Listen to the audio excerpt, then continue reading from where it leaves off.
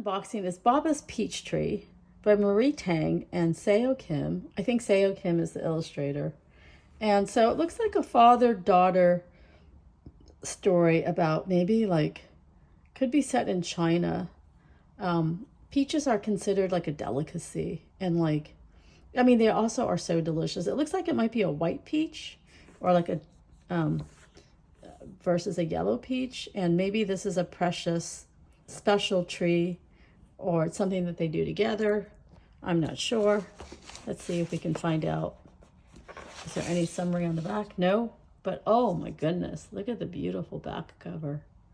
Those peaches are so beautiful. But the end papers are just plain.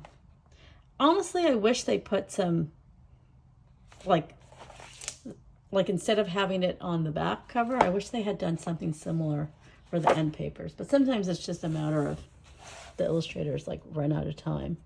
And so this is set in China.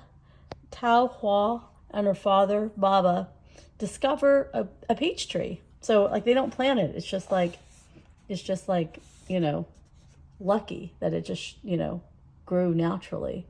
And so the peach tree just gives them, you know, so much pleasure, both the peaches and, you know, maybe they're able to sell it. I'm not sure. But then one day the peach tree doesn't bloom.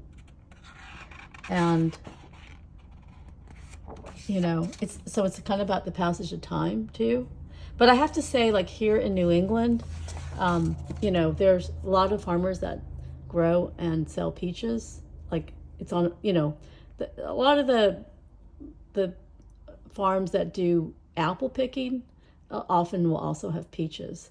And so like we love peaches and we have gone you-pick peaching for peaches once because usually we just forget about it because it's so much earlier than the apple season. But last year, you know, we had extremely cold, wet, like it was actually a pretty mild winter, but then there were like a couple of days where it was like unseasonably cold where the temperature dropped like an extreme amount, like 65 degrees in 24 hours. And it happened like when it was warmer in the winter. So all the trees were confused and they were like, you know, putting out their blossoms. And then like all of a sudden, like wham, there was like this cold spell. So anyway, the upshot of it was that last year, all the farms in, I would say New England, but definitely Massachusetts, nobody had a peach crop. They're just like, we lost our peach crop because it got too cold. And, you know, those blossoms like just died. And so this year we have I think a bumper peach crop, but it happens, right? Sometimes the peach tree is too old and it just like stops producing. But sometimes you have an unusual weather event where, you know, in the cycle of the peach tree producing the blooms and then the little baby peaches, like, you know, you got bad weather and it's too cold and then boom, you know, you lose your crop. But this has it does a really good job showing that this is from the past, right?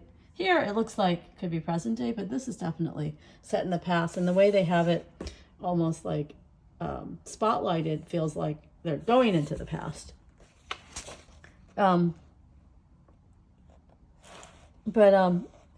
This is a beautiful spread. And so, oh, whoa. So this is the page that looks like it's part of this back. So here we have these beautiful peaches. And yes, they can sell the peaches, which is a source of income. And, you know, eat a few. And then she would, the daughter would sometimes save the pit and try to grow more peach trees. And then one day, the peach tree did not bloom. And it could be too. They had you know, an unusually cold winter. But it also could be that the winter killed their tree. Because in the case of New England, the tree didn't die. The peach trees all made it because it was just like this weird 24-hour period. The tree survived, but just the peach crop just did not happen. But here, the peach tree is dead. So that's very sad.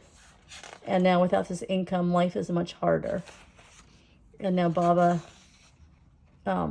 has to go further away. Sometimes he can't come home. But then one day he got a job in the city. And so they moved to the city. And it was great for her. And then when her father got old, they went back to visit their old home in the country. And, oh my goodness, all these peach trees. It could be the peaches the pits that she grew, that she stuck in the ground, or just old fruit.